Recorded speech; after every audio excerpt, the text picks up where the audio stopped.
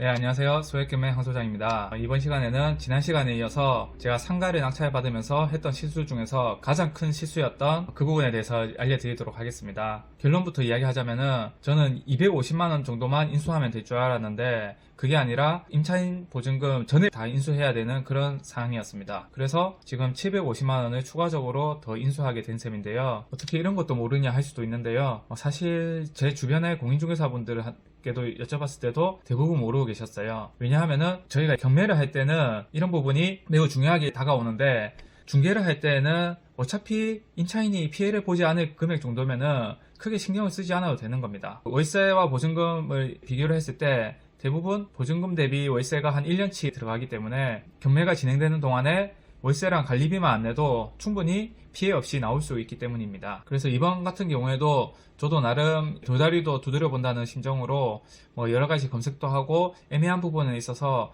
확인을 해봤는데 좀 더 꼼꼼히 보지 못했던 제 잘못이 있었습니다. 어떻게 해서 이런 상황이 발생했는지 지금부터 하나씩 보도록 하겠습니다. 일단 제 사건에 대해서 경매 사이트에서 캡처를 해온 건데요. 지금 보시다시피 보증금 1000만원에 월세 65만원, 한산보증금 7500만원으로 해서 이렇게 나와 있습니다. 그리고 대항력이 있는 임차인이고요. 확정일자는 없기 때문에 배당 순서에서는 맨 마지막이라고 볼 수 있습니다. 지금 현재 임차인은 사업자 등록을 2012년도에 하였고 근저당 설정의 말소 기준 권리는 2013년 9월이기 때문에 이 임차인은 대항력이 있습니다. 그리고 지금 보증금이 1000만원이다 보니까 최우선 변제 대상이라고 되어 있는데요. 이 부분은 틀렸습니다. 예상 배당 순서도 이렇게 나와 있는데요. 지금 보시면은 최우선 변제를 받는다고 했을 때는 말소 기준 권리인 근저당 설정 일자를 기준으로 해서 그 당시 보증금 1000만원이면은 최우선 변제 금액이 750만원이라고 되어 있는 것입니다. 그래서 1000만원 중에서 750만원은 배당을 받고 250만원은 배당을 받지 못한다. 이렇게 되어 있는 거고요. 미배당은 낙찰자 인수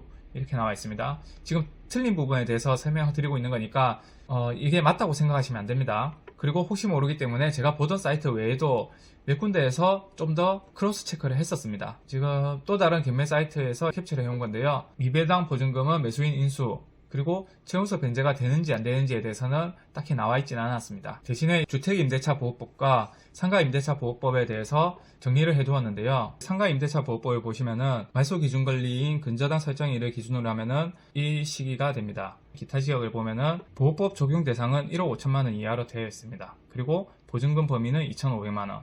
최우선 변제 금액은 750만원까지죠. 그래서 제가 보증금이 1000만원이고 한산 보증금도 7,500만원이기 때문에 그렇기 때문에 이제 750만원을 최우선 변제 받는다. 그렇게 판단을 했었습니다. 주택 같은 경우에는 보증금 2,000에 월세 100만원이라 하더라도 이 보증금 범위 안에만 들어가면은 최우선 변제를 받을 수가 있습니다. 그런데 상가 같은 경우에는 이 보증금의 범위가 일반적으로 우리가 생각하는 보증금이 아니라 한산 보증금인 겁니다. 그래서 이 당시로 따지면은 1000에 15만원 이렇게 돼야지 최우선 변제를 받을 수 있는 그 조건이 되는 것입니다. 이 부분을 설마 1000에 15만원 아니면은 500에 20만원 이렇게 작은 걸 보장하기 위해서 이런 법이 있을까라고 생각했기 때문에 주택임대차보호법과 동일하다고 생각을 한 겁니다. 그리고 현재를 기준으로 한다고 하더라도 지금 강력시 같은 경우에도 보증금 범위 3천만원 이하, 그러니까 한산 보증금입니다. 그래서 결국에는 1000에 20만원 정도 되는 경우에만 최우선 변제에 속하는 거고요. 그 이상의 월세 계약이다. 월세를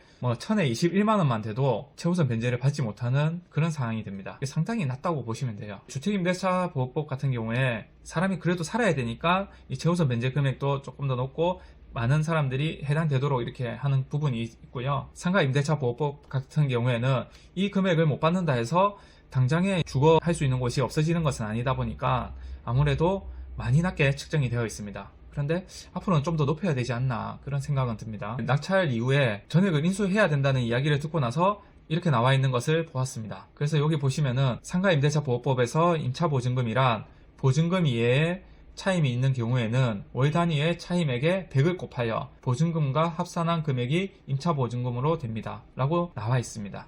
한산보증금이라는 용어 자체로 사용을 하지 않다 보니까 이 부분을 캐치를 미처 못했습니다. 그래서 250만원이 아닌 1000만원 전액을 인수하게 되어서 750만원이나 손해를 보게 된 것입니다. 혹시 또 다른 곳은 어떻게 되어 있나 이후에 한번 찾아봤는데요.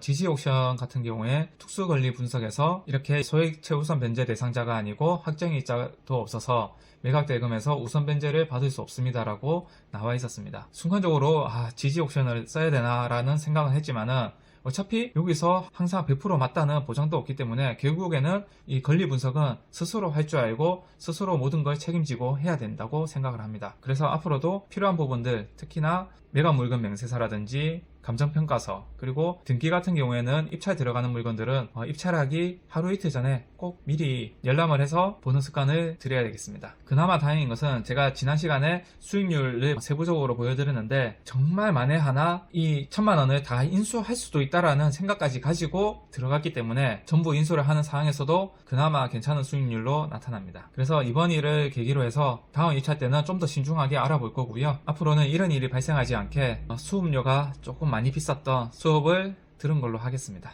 그리고 이외에도 이번에 진행을 하면서 많은 것들을 배울 수 있었는데요. 특히나 상가 대출 부분에 있어서 좀 더 자세히 알게 되었습니다. 우리가 입찰하기 전에는 대출 상담사한테 이것저것 물어봐도 낙찰 받고 오라든지 자세히 상담이 안 됩니다. 그런데 이번에 낙찰을 받고 나니까 수많은 곳에서 계속해서 연락이 되면서 크로스 체크가 됐고요. 역시나 정말 많은 곳을 알아보는 게 맞습니다. 대부분의 곳들이 기존 임차인이 있어서 8천만원 밖에 대출이 안 나온다고 했는데 한 군데서 9천만원까지 나오고 금리도 똑같았기 때문에 9천만원을 대출을 받으면서 진행을 할 수가 있었습니다. 제가 실천을 하면서 배우는 스타일이라서 이번에 낙찰을 받으면서 상가에 대한 부분들은 그 이후에 더 많은 공부를 해서 정말 많이 배운 것 같습니다. 그리고 다음에도 다른 물건을 가지고 낙찰을 받고 또 배운 부분에 대해서 이렇게 공유를 할 테니까 구독과 좋아요 눌러주시고요. 최선을 다해서 영상을 제작하도록 하겠습니다. 현재 진행 중인 물건으로는 지분 물건 하나 가지고 있고요. 다음 2차를 위해서 또 보증금을 모으고 있는 중이고요. 그리고 별개의 팁으로